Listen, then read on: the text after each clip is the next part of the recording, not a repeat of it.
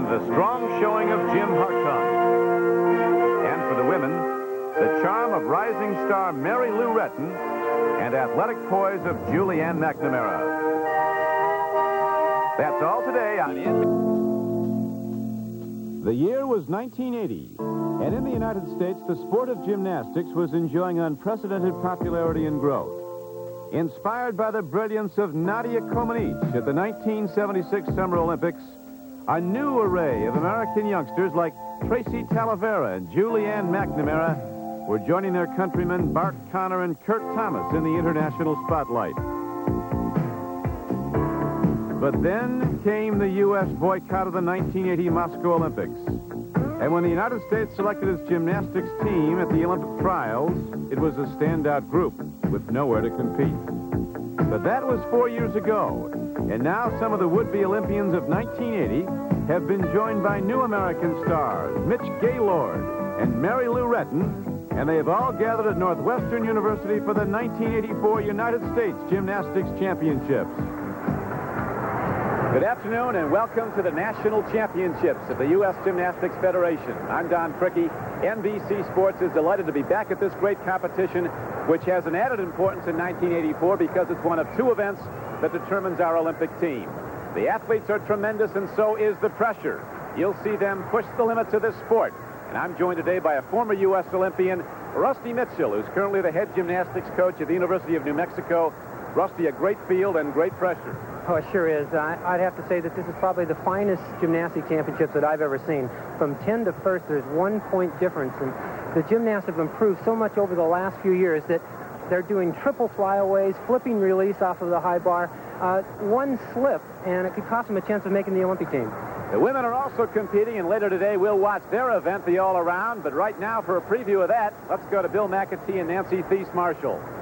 Don, will get a chance this afternoon to see the emerging star in women's gymnastics, Mary Lou Retton. But it's important to keep in mind as you watch today that 40% of these scores for the women will count toward the Olympic trials. And Nancy, being a member of the 1972 Olympic team, you can appreciate probably how different this is for the ladies having 2 meets count toward the Olympic trials rather than just 1. There's nothing like the tension of an Olympic year. You can just feel it down here on the floor. What that essentially means is that every move they make, every routine we see today counts towards their final score in attaining a spot on the Olympic team. So tough competition among the ladies, but first the men.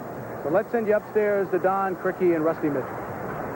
Thank you, Bill. After compulsory competitions, the reigning NCAA champion, Mitch Gaylord of UCLA, is in the lead, followed by Bart Conner, Peter Vidmar, and Jim Hartung, 4 of America's very best.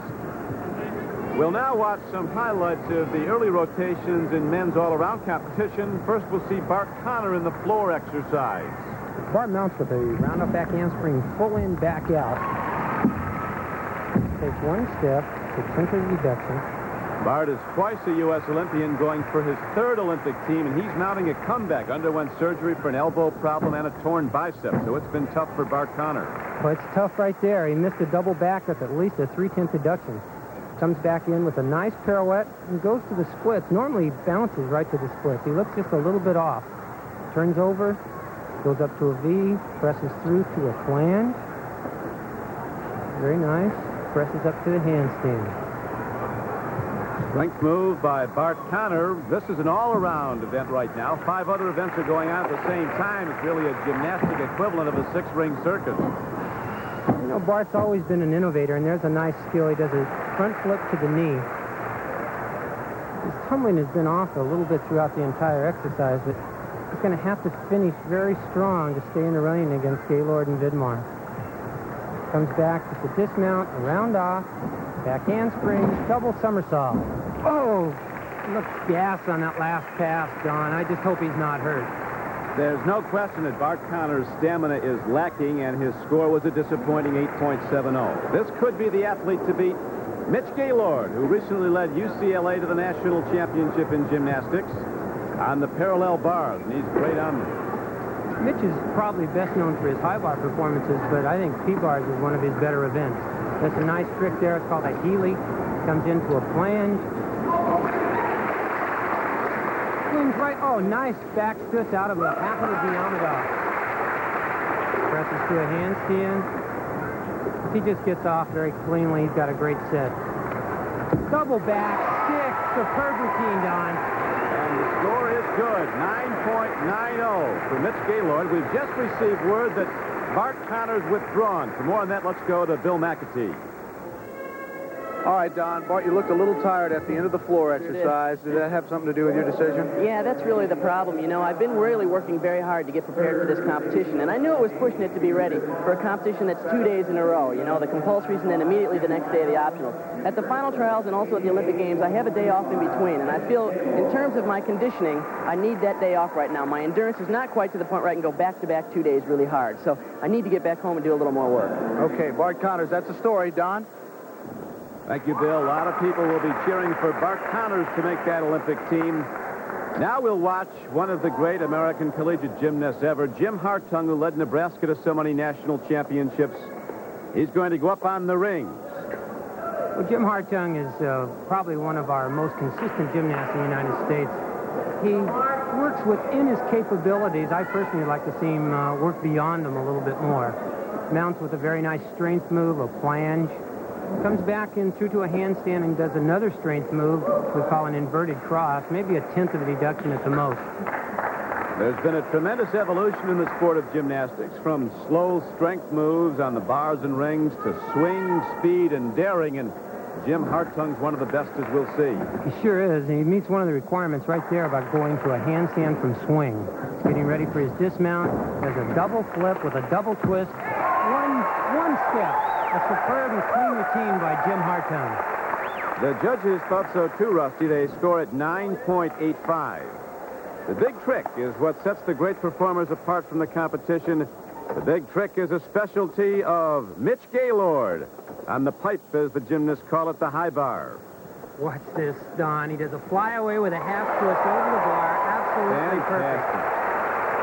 Comes back in, meets one of the requirements called an inverted giant.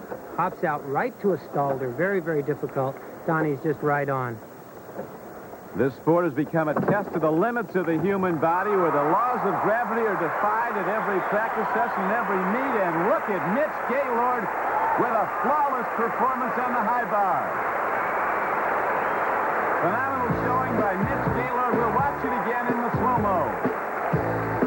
Mitch has this trick already named after him. It's called the Gaylord 2. You see him setting up with his mount. He does a back uprise stalder, one giant over the bar. He'll do a beat with a flyaway with a half twist and then re-catches the bar. Absolutely perfect. No deduction at all, Don. Absolutely astounding performance by Mitch Gaylord on the high bar. And the judges show a perfect 10 score for Gaylord. So the 23-year-old Californian, the reigning NCAA all-around champion, hits a perfect 10 on the high bar. Here is another UCLA standout, Peter Vidmar, on the pommel horse, perhaps the most difficult gymnastic event. Well, this is Peter's favorite event. He starts with a Magyar traveling spindle, which sounds incredible. I can't believe that anybody can even do it. He was one of the first gymnasts in the United States to go to a handstand, as he's doing right here. He's just a very solid performer, in control at all times. Has a little bit of a knee bend in front here. He's getting ready for his dismount. He starts down this way. He goes back to the other end. Don, this is a marathon set. Great routine, cartwheel off, Peter Vidmar. Complex of swirling moves requiring great strength and momentum, and the judges surely liked it. They score Peter Vidmar with a 9.95. Standings after 5 rotations, Mitch Gaylord still in the lead, followed by Peter Vidmar, Jim Hartung, and Tim Daggett. Championships. Mitch Gaylord continues to lead through 5 of the 6 rotations in men's all-around. Powerhouse Tim Daggett of UCLA was 10th after the compulsories. He's really come on now, moving up to 4th, ready for the pommel horse, an event he didn't used to like. Gosh, well, when I started the sport, pommel horse was just it was so difficult for me. It took so long to get the knack of it, but I had to spend so much time on it that I actually learned to really enjoy it. And I think when you really enjoy something, you can, really put your all-out 100%, your whole heart into it. Well, Rusty, you've seen Tim Daggett many times on the horse. You have to use the whole apparatus. It takes great strength in the hands and shoulders, tremendous balance, and a lot of momentum. really does, Don. He captivates an audience when he works. I think Tim Daggett works and swings with a plenitude of power. He just is in control and just uses great strength with his swing. He's getting set up for his dismount. He walks all the way across the horse. He backs into the middle by hopping and goes through a handstand at the end. Very nice, awesome routine, Tim Daggett. A tremendous display by Tim Daggett, West Springfield, Massachusetts, and UCLA. We await now the judge's decision on that. They have to turn ballet into decimal points. Tim Daggett in slow motion on the pommel horse. Tim travels across the horse without using the pommels in a flare position. He hops back into the middle, spins off to the end with a half twist through a handstand. Just a perfect routine. And Rusty, Tim Daggett knows it doesn't get much better than this. He had a great routine, and the judges give him a perfect 10. This, the event that was the nemesis of Tim Daggett, now one of his strong suits. A great performance. And now the pressure is really on the reigning champion in the all-around, Mitch Gaylord of UCLA. He goes up on the rings as the scoring shows only 7/10 of a point separates the top 3 men right now in the all-around. Mitch mounts with a new move. I was really concerned about Mitch before this event, and that he had to change it because he pulled some muscles at the NCAA championships. He doesn't look like he's having too much of a problem with that very nice, unique back trip sequence. Strong showing here can win a second all-around championship for Mitch Gaylord, and it's strong so far. Well, he swings exceptionally well. He just does everything so easy that I don't think he gets the credit that he deserves. He's getting ready for his dismount. He's done a great routine.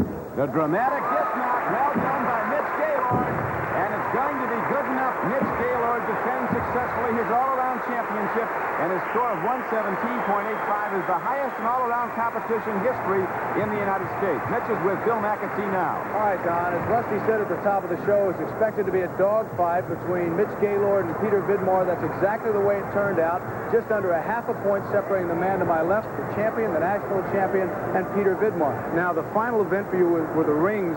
I know that you changed your routine on the rings. Were you concerned at all that that might affect your score when it was so close? My brother Chuck really put in me the confidence that I needed for rings. I was feeling a little like maybe it wasn't up to par with my other set, but he kept on telling me that it was, and I went out and performed it like it was, and I felt really good about it. It was a new set for me, and I'm glad I hit it. It's a good way to finish off the meet. You aware you have a new American record? I do.